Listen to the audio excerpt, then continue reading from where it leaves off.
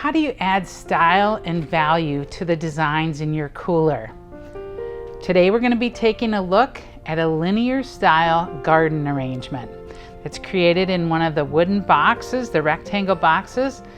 It focuses on linear stem placement. So you can see that we've got one stem and placed in groupings and then some negative space in between. That allows us to sell air. And who doesn't want to sell air? It's the best moneymaker there is out there. So I really kind of gravitate to line design, and this is a very simple design using some basic flowers. So we've got glads, hypericum, roses, and carnations that form kind of basing, adding in a focal with the lily and the Alstromeria. And so you can see that it's a creative design. It's done two-sided with most of the flower heads really pointing up, so that focusing on that linear placement. So let's take a look at how we make this design. So to create this design, we're going to start with a rectangle wooden box with a liner, and then we're going to use some of the midnight foam, and I'm just going to trim that down a little bit. So if I place it on top here, then you can make your cut so that you know where you need to cut there.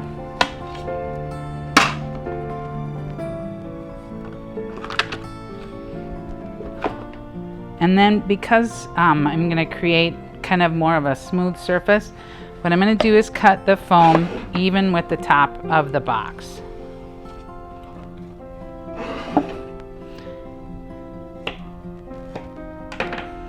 I'm going to use some of those side pieces to just fill in. And then lastly, we're going to create kind of a rock surface just by crumbling up some of these foam leftovers to kind of make a little bit of rocks. So with the midnight foam, you're able to add that textural influence so that you don't need to cover all that foam mechanics, and be able to add that textural basing interest. So here's our start of our box, and we're going to use just a little bit of Spanish moss just to add another textural influence right on there. And so just really thin, just adding a little bit. And a couple ideas, rather than green over the whole thing, one way to do it would be to use some Aspidistra leaves. And on our sample, we came in and came across here, and then I just used the stem to pierce this into place, and then later I used some of my floral materials to poke through that to really create. So that creates some motion within the design. So we did two of those coming in that way. Another green that I like to use is actually the Fatsia leaves, and here I'm just going to come in with two of those in, and so I have two insertions, and that's really going to be all the foliage that I'm going to add into this composition. So you can see that I'm targeting for negative space in through the middle. Next, we're going to start with our linear stems. So gladiola, traditionally, some people think of them as funeral flowers or sympathy flowers, but today we're going to use it as a great stem placement that is from the garden, and that strong vertical line that it makes. You want to pop off the top bead on it.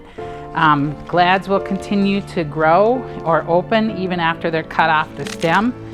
And so by just popping off that tip, what it does is gives it the signal to stop growing and then open those blooms up.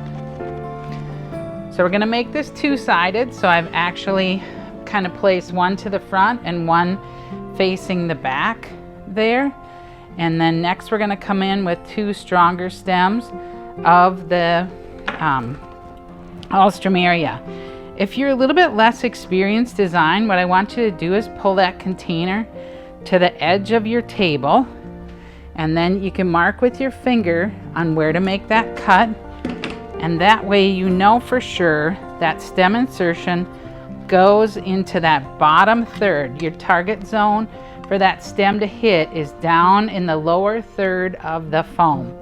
And if you wanted more information about that, we have a stem insertion video that kind of really talks very specifically to that. It's one of my big pet peeves when I see people barely put something in the foam. So make sure you have your stem insertions nice and deep, and so you'll be successful in design.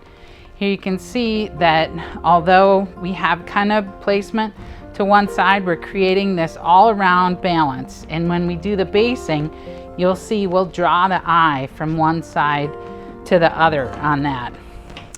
To give a little bit different fresh look to the glads, I'm going to add some Hypericum up in there, and I like to remove all the foliage from the Hypericum.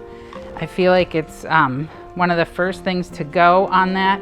It makes it feel like it's expiring, and the seeds of the Hypericum last a lot longer. So just adding that in, and right here I'm going to just poke right through that Fatsia leaf. Adding the Hypericum gives those glads an updated look and just a little bit more interest. The next stem that we're going to add is one of the Asiatic Lilies. This is one of the ones we grow here at LenBuschRoses, so they're amazing with really strong stems. But the one thing I want to do is make sure that it has enough space to open. And I want to take a look at what bud is going to open up first. So we're going to come in, and we're actually going to bring this kind of into this middle area down here. And just adding an anchor to the Alstromeria coming in and bringing a little bit more yellow into that area. But we know that those buds are going to open, so I'm going to leave this space for those flowers to mature. The next element I'm going to put in is Carnations. And you can see here they've come really tight. And my recommendation is to actually just rip the calyx a little bit on two sides, and then you can see how you can fluff those carnations out so they really have a lot more coverage. And I'll use that in sympathy work, but you can see really how much more coverage that you can get on that. On our carnations and our basing materials, we're going to put those in on a diagonal. What this does is draws your eye from the front of the design to the back. And if I did a straight pathway through this design, what it would look like from one side is just that it's one flower, one large, long rectangle flower. By utilizing the diagonal placement, you can see one flower here, and one flower further back, and it just really draws your eye through the design. Again, we know this is on a nice strong stem, so I want to make sure that I've got that insertion is going all the way down into the bottom of that foam.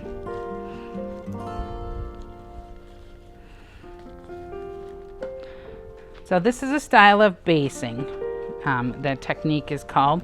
And so we're just going to bring those elements together, kind of make them look like they're one connected line, but you can see the diagonal presence that those add there.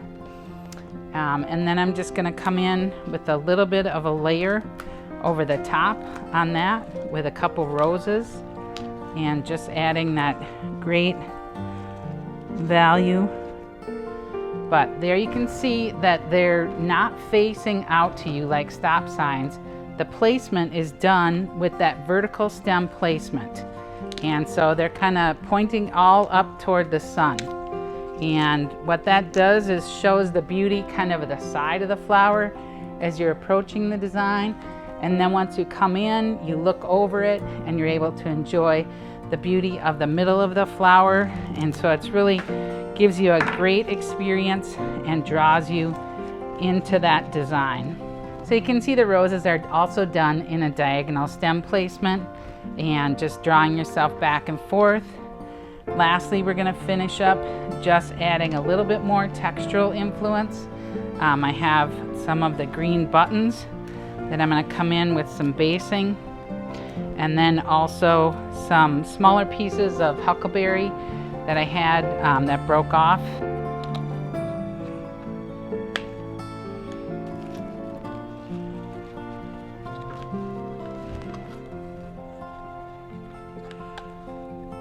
Our last accent that we're going to add in is a couple butterflies, and this just adds that kind of motion and a little bit of whimsy into our designs. And you want to take them, these are wired, and just make sure that they feel like they're flying into the design. Actually, we'll use the yellow one over by the orange. So you just run your forefinger and your thumb up that stem to be able to create that curve that it feels like it's flying. Here's our linear garden design. I want to challenge you to give it a try. Take a look at it, and if you like it, give us a thumbs up. If you're having troubles, leave us some messages in the comments so that we can help you be successful. We have all kinds of videos on our LBR YouTube channel, from floral design education to business best practices and product previews. So be sure to like and subscribe and hit that notification bell so you don't miss out anytime we upload a new video. This is our linear garden design, and we just really challenge you to be able to take on that linear placement of flowers and utilize some of those basing techniques. Remember to use those diagonal patterns to be able to draw your customers into those designs and their eye through the designs. It's a great way to really add style and substance to your cooler. Thanks for watching. I'm Sandy Schreck for LBR Educates. I hope I inspired you to make some fabulous florals.